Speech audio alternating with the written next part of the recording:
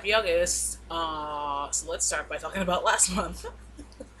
Last month I read apparently 13 books. I'm still only on NetGalley at the moment. Uh, Before the pandemic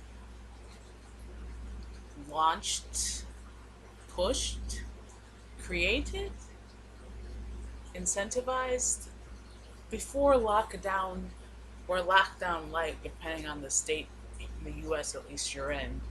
Um, People walking about. I was going to libraries. I was borrowing books.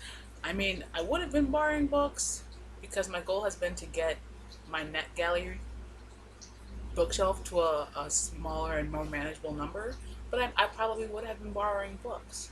But for the most part now, it's mostly it's all just NetGalley. Yes, I could borrow books from Hoopla and Overdrive and etc. and the like in the library. But I still want to focus on my net guy until I'm maybe within like 10 books between both of my shelves, between the give feedback and the start read back shelf. I think I'm just gonna stick to doing net guy books because net guy books have what feels like a more important archive date deadline, if you will. So I read 13 books, and here they are in order of the earliest I finished in July and the latest, the most recent one I finished in July. So the first book I read in July, or the first book I finished reading in July, was a graphic novel adaptation of a short story by, I'm gonna butcher this, Nandi Okafor, After the Rain. Like, I got the story-ish. I left confused. I like a lot of my fantasy. If you're gonna be ambiguous, I want at some point to have some all laid out for me, or enough of it laid out for me that I can assume gather the rest by myself. So ambiguous endings aren't my faves, but I ended up giving this 3 stars out of 5. Next book I read, I guess it's a new edition coming out of this old story, uh, Vatek by William Beckford. It's like, I guess it's good in terms of use as a historical example of writing because it's very of its time. Um, Orientalism. It's whatever. I didn't necessarily think it was anything horrific because it was, I think, a horror, but I guess again for the time maybe. So I gave that one 2 stars out of 5. The next I read was the Space Between Worlds by Micaiah Johnson. I gave this one 3 stars. This was a story about dimension, world hopping, depending on how you want to see it, traveler, and the cover is very lovely. Looks like there's going to be a lot of sci-fi. Like there's a big plot that might endanger the whole thing.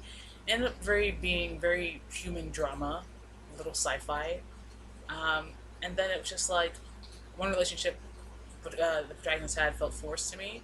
So like it felt not even forced. It didn't even feel like a relationship. It felt like an obsession on both parts. So I didn't like it that much, but it was passable, and I'm sure someone would like it more as a because it does have its plus. It has its LGBT representation. I mean, I guess it's the biggest plus, maybe. Yeah, because there was a bit of like abuser forgiveness or like rationalization that I didn't care for. So I gave that 3 stars. The next one I read was Shadow in the Empire of Light by Jane Routley. And I feel like there were a lot of threads that were started and left frayed, left untucked. Because why are we getting this backstory about, the main characters not fitting in ethnically with her family, and then we get this drama about these other nations, but we don't really go anywhere with it in this book anyway. Um, there was like a very corny, like smutty sex scene, I guess. Um, but it was just weird and like went like nowhere. I gave that one 2 stars. Then I read, or then I finished rather, The Last Flight by Julie Clark. I gave this one 4 stars, and yes, I'm reading off my Goodreads. I gave this one 4 stars. Um, I borrowed it obviously. Obviously I request all of these books. I requested it. I guess once I got to it again, I was like, wait a minute, this is about like domestic violence, domestic abuse. So it was good. It didn't necessarily have me at the beginning. In fact, I kind of paused when I first started reading, and I got back into it. But by the time I got back into it, there was a really satisfying scene at the end. Um, so I enjoyed that. I gave that 4 stars. Next book I finished was Mindful Thoughts at Home: Finding Joy in Creating Calm by Kate Pierce. I gave this one 4 stars. It's mostly just like tips and tricks and reminders on how to take the time and be mindful of how you live and your environment and how you can better your environment. So it was nice. So I gave that 4 stars. It was very calm. Next book I finished was The Dilemma by B.A. Paris. I also gave this a 4 stars.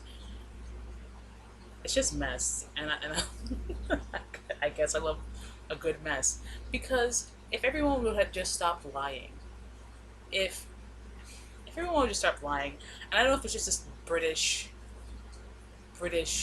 comportment, British mannerisms, manners, or whatever, but it's like that. A lot of things that happen here would never find in the idea one has of an American household. Oh, you find out that your daughter is having an affair with a grown man close to your family. You're not just gonna. Well, maybe if I keep quiet. I mean, I don't think that's what the American mindset is anyway. I don't, and it felt very like British manners. I mean, but I guess there were extenuating circumstances in the book. Regardless, it was just a good mess. There was mess all around. So I gave that 4 stars. Next book I read was Craft Your Own Happy, a collection of 25 creative projects to craft your way to mindfulness, by BECKFORD. I gave this one 3 stars. Yes, craft books was it was a very pretty book with layout and design and color saturation photos, but a lot of the crafts were just the same skill over and over again in different applications, and I feel like a lot of times when craft books do that, it feels a bit cheap. Like it's like show me, I don't want to see 10 different variations on embroidery. I don't want to see 5 different variations on felting or whatever. Give me different skills. Give me woodworking here. There's so many skills. So yes, 25 projects, but it's very like narrow in its sphere of craft projects. So I gave that one 3 stars. Next book I read was Story of the Bible in 365 Readings by Ed Strauss. And you would think, 365 readings, okay, I guess it's some type of like daily reading. It's not like you have to read that, but it's kind of like that's how it is. But what I expected was just a summary of like 365 stories, and that's, oh, this is what happened. As opposed to, this is what happened. Let's talk about it. How interesting. We can think about this way. I didn't want to be prompted to think about it in a focus and a lens through a filter. I just wanted the stories. So I gave it 3 stars. The summaries were solid enough, but I just didn't care for the additional what I didn't need. You know, and I guess in that sense, it's not necessarily so much of I mean, I don't know. Depends on how you approach devotionals, I suppose. But 3 stars, I gave that one. Next book I read was Mutual Aid: Building Solidarity in This Crisis by Dean Spade. This is a very timely book, obviously with protests going around on throughout the country, and before that, Hong Kong most notably. Now you hear of protests going on in Serbia and Russia, everywhere. I think in Hungary too for press freedom. Um, so, you know, um, and it talks about, but mostly in the context of domestic protests, and just generally, I suppose, mutual aid and what it is, its role in community building, community strengthening.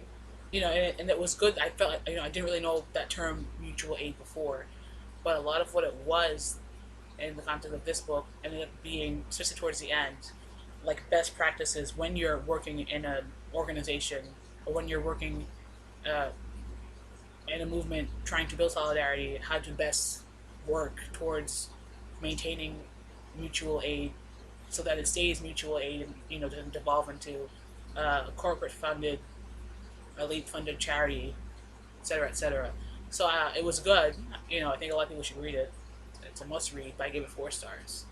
The next book I read was Under Pressure by Robert Povey, and this is the second in a series, the Luke Page series. And again, another book that I requested, interesting. And I go back and I read the description. It's just like, what? Why did I request this?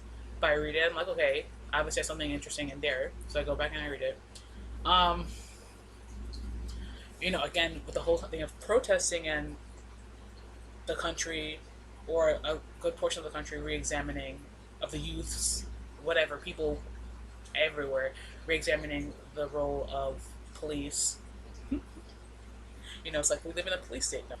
So people have been questioning, oh, what are the stories around law enforcement that are pushed in TV and films and literature? So given that, from the jump, it was a bit weird because at some point there's a scene and one of the FBI agents is like, that's the type of stuff that gets people shot, deservingly or not. And it's just like, that's not cute. And then there was a black character who was, I get it. You want to portray her as this tall Amazonian type, but you don't need to then compare her to the Predator from the Alien and Predator movies franchise. You don't need to talk about how she emits pheromones 200 yards away. I could not. I was done at that point. But okay, I could. Maybe I could. That's a ding. But why it got down to 2 stars, nothing about the story was really like, oh my gosh, wow, this tension. Like, I mean, the crimes themselves, I thought it was going to be this big, elaborate conspiracy, and then it ended up feeling so flat at the end when it was revealed what was what and how and why. It just felt really flat, and the build-up was so great, and the resolution was really flat. So I gave this 2 stars. I know a lot of people like it because apparently right now on Goodreads it has a 4.39, but I gave it 2 stars. I gave it 2 stars. Next book I finished was The Hollow Gods by A.J. Vrana, and on Goodreads it says it's a duology. I gave this one 3 stars. It's like a shifter romance, and the romance is actually, I found it cute enough, but like the mythology aspect, the supernatural aspect was again very abstract and vague, and I didn't care for that looseness of world building. So maybe in the next book it'll be different if expounded upon. I don't know, but I just left again confused and like ambiguous. So I gave that one 3 stars.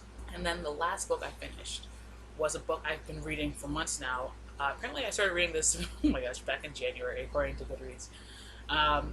And thankfully, it's one of the books. I think I have like 2 or 3 other books, at least 2, on NetGalley that are still yet to be archived, which is great. This book was about Florence Beatrice Price, who was a prominent, or an African American woman composer of note during her lifetime, which I didn't know the term Chicago Renaissance before. I think it's called Chicago Renaissance. Obviously, I think everyone hears about the Harlem Renaissance, but she was got a lot of international acclaim in Chicago. This book was, I love biographies, and this book, it deserves a biography, but it seems like there's maybe not this bevy of information on her life from other sources. So a lot of it is added in with contextualizations through the lives of others who are her peers, her mentors, etc. So the book is good in it that it serves as a look into what the black music scene for composers, I guess primarily, looked like, composers and pianists looked like during her lifetime. And I think it was, when was she born? Hey Google, when did Florence B. Price die? Florence Price died on June 3rd, 1953. Okay, So Florence Price, 1887 to 53.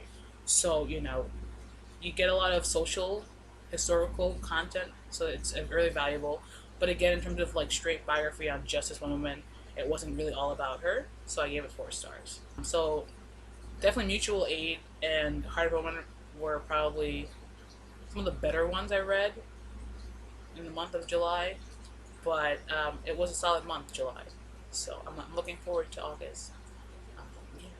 So thanks for watching. Stay safe. Have fun reading. Uh, yeah, and wash your hands. Wear a mask. Be mindful of people trying to kidnap you illegally. Thanks for watching. Um, bye. Yes.